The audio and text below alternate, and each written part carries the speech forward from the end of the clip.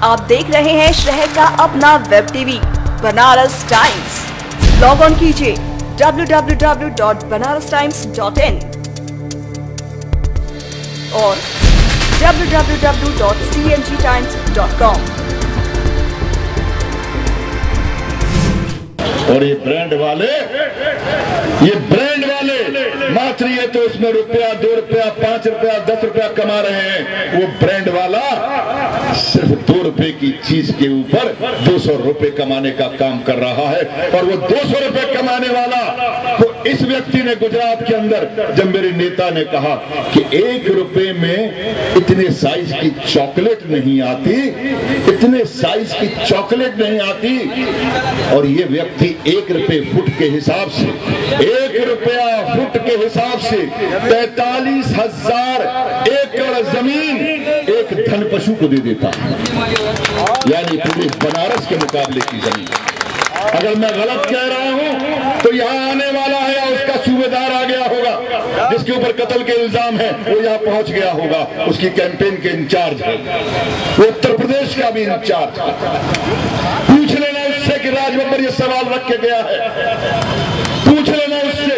मैं जानता हूं बहुत सारे कैमरे यहां पर, बहुत सारे हमारे प्रेस के बंधु बड़े यहां पर लेके आए हुए हैं, लेकिन मेरी बात सुनेंगे, कैमरे में भर्ती भी करेंगे, शाम को कोई दिखाएगा नहीं और ना ही सुबह किसी अखबार में छपेगा, क्योंकि कसूर इनके कैमरे का नहीं है, कसूर इनकी ईमानदारी का नहीं है, ऊपर से इश्तिहारों का बोझ है जो इनको दिखाने नहीं देता हमारी बात। राज बब्बर आपके बीच में आया दोस्तों, इसीलिए आपसे खुल के बात करने के लिए आया है।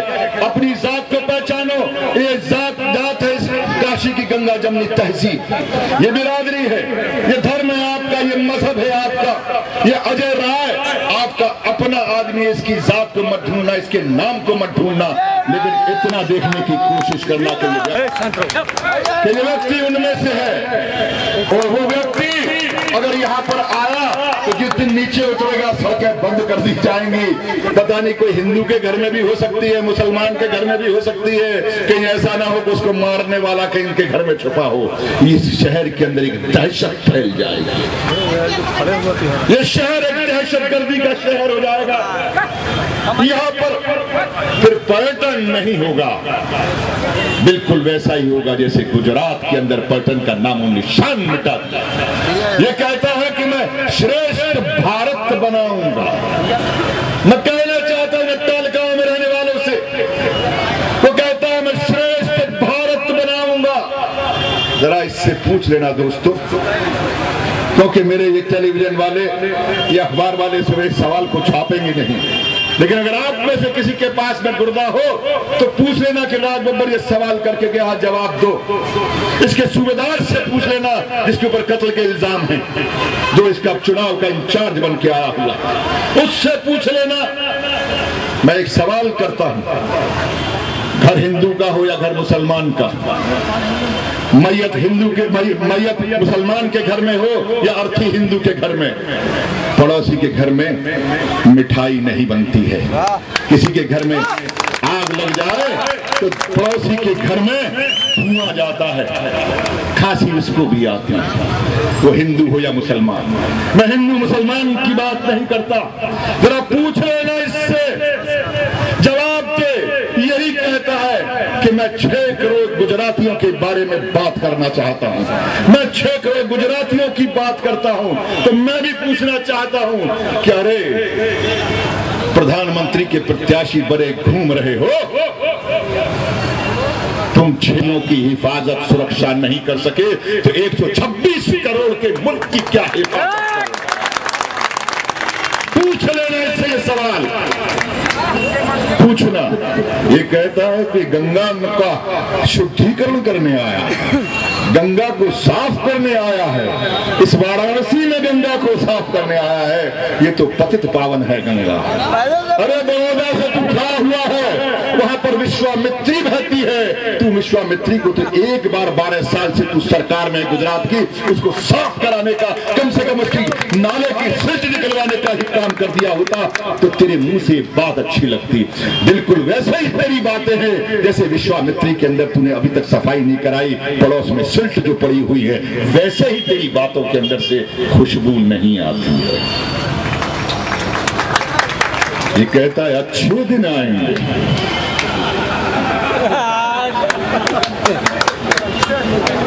धन्य है। बिल्कुल हिटलर की तरह से इतनी बार जोर से कहते जाओ, जोर से कहते जाओ कि सामने वाले को लगे कि पता नहीं क्या कहता, गुजरात मॉडल। अरे गुजरात मॉडल कौन सा भाई, 1 रुपए फुट में जमीन, वो भी धन पशुओं को। किसानों को क्या मिला, नौजवानों को क्या मिला, व्यापारियों को क्या मिला, कितने परिवारों को तूने दिया, कितने लोगों को पीने का पानी दिया। अरे तूने अपने ही क्षेत्र के अंदर 7 बार का जीता हुआ हिरन पाठक, 7 बार का जीता हुआ MP हिरन पाठक, इसलिए कि वहां से इधर आ रहा है कि ऐसा ना हो कि हिरन पाठक वहां का मुख्यमंत्री बन जाए, उसकी टिकट काटकर हमारे ही फिल्म इंडस्ट्री के एक बंदे को वहां पर खड़ा कर दिया। इसका शिजरा देखने की कोशिश नहीं है।